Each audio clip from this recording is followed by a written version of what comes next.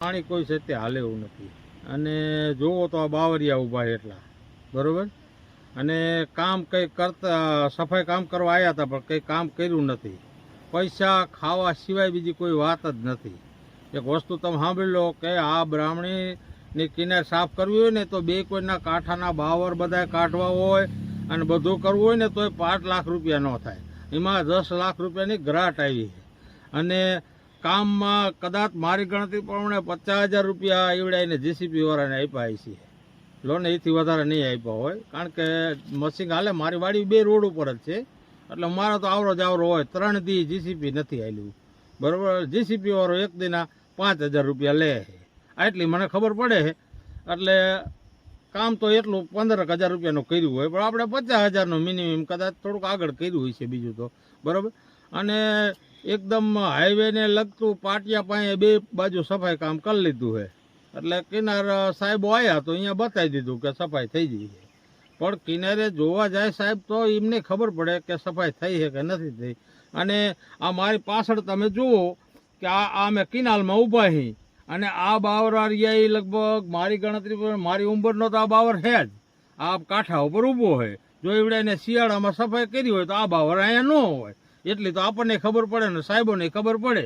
બીજું શું તમને કહેવાય? સફાઈ ન થવાથી શું તકલીફ થાય? સફાઈ ન થવાથી પાણીનો બગાડ થાય ને એમ. બાકી તો પાવાનું તમને કહું કે પાણીનો બગાડ, અડધો પાણીનો બગાડ થાય જ છે.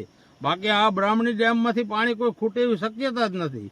કારણ કે મેરુપર ને માનસર આ 2 ગામને અહીંથી પાણી જાય છે, બરાબર.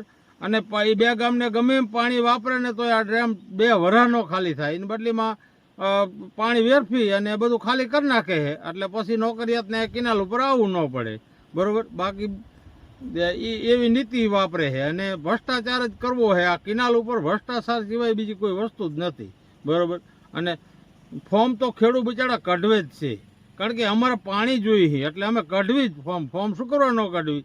કારણ કે અમારે પાણી જોઈએ. પણ પાણી તો ખૂટાડી જ દે અને 2 પાણના 3 પાણના ફાર્મ કાઢે. હવે તમને કહું, નર્મદાની કિનાલે માણા ગારીને પાઇપલાઈનો સરકાર કરીને પાણીને ખેડૂને પહોંચાડવાનો પ્રયત્ન કરે છે. અને આ બ્રાહ્મણી ડેમમાં પાણી ત્યાં માથેથી કિનાલ નીકળી છે, કોઈને છોડવું નથી ડેમમાં છોડે તો આ કિનાલ તો અમારે ગારેલી છે. જરાક સફાઈ કરી નાખે એટલે કિનાર સરકારને ગારવી નથી પડે એવું, બરાબર. આવી જ નીતિ વાપરે છે. અને પાણી થઈ રહ્યું કરીને લો પૂરું, પછી બંધ.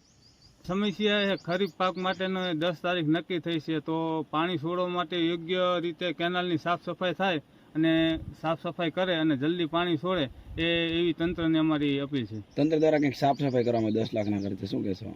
હવે 10 લાખના ખર્ચે સાફ સફાઈ કરીને ગ્રાન્ટ પાસ થયેલી છે, પણ એ રીતે કોઈ જગ્યાએ થોડી કિનારે સાફ કરેલી છે અને જે જગ્યાએ સાફ કરવી પડી હતી એ જગ્યાએ તો પથ્થર ને બધું એમનામ પડ્યું છે. એટલે યોગ્ય તપાસ કરી અને જલ્દી સાફ સફાઈ કરાવે અને જલ્દી કેનાલ છોડાવે એવી અમને તંત્રને નમ્ર